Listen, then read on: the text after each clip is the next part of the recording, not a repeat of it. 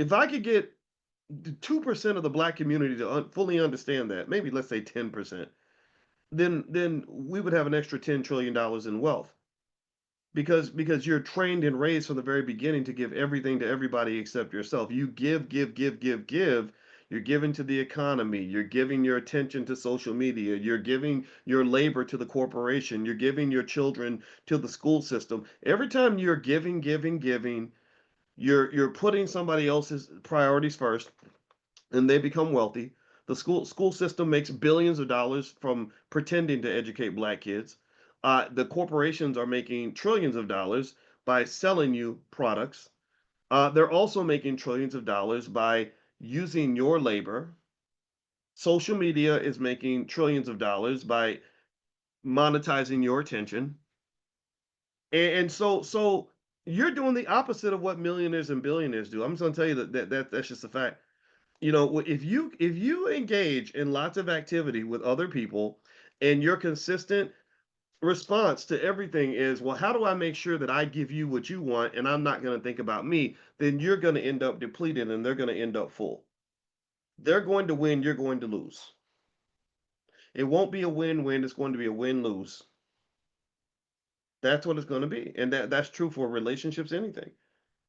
And so unfortunately, sometimes you might have billionaires that go too far in the other direction. Sometimes they are a little too greedy and selfish, right? They put themselves first all the time, which isn't good for society. I'm not saying that you should ever be that kind of a person. When you become a multimillionaire, I don't want you to be that kind of a person. What I want you to be is the kind of person that develops an ecosystem where it's like, hey, I'll scratch your back, you scratch mine, but my back needs scratching too. Or you get married and you say, hey, I'm going to really be there for you, but I'm going to also kind of ask you to be there for me too. Right? Like, but I'm going to serve you. I'm going to really, I want to serve my wife. I say, hey, what you need, I'm down. I submit to you. I submit to this relationship completely, but I need you to submit to me too. And I need you to submit to this. We're going to both be submitting, because that's the only way the ecosystem is going to exist. It's the only way it's going to last. So my point is to say that, um, when I was watching the show with my wife, I started thinking about the fact that when we talk about where we get our money, let's go back to the billionaires giving money to corporations, or money to organizations, or money to political parties funding politicians.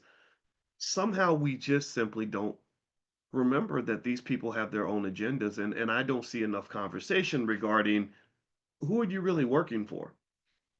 And I said, wouldn't it be interesting? I said it's almost like the way we eat our food, right? Everybody's eating all this processed food and everybody's getting cancer because everybody's thinking about how good the food tastes, but not thinking about where the food came from. Anybody ever think about that?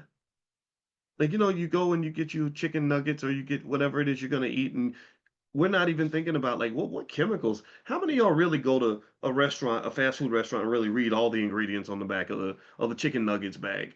You don't do that. Stop lying. Because if you did that, you probably wouldn't be eating them damn things. But I'm not judging. I'm not judging. I am not judging. I don't either.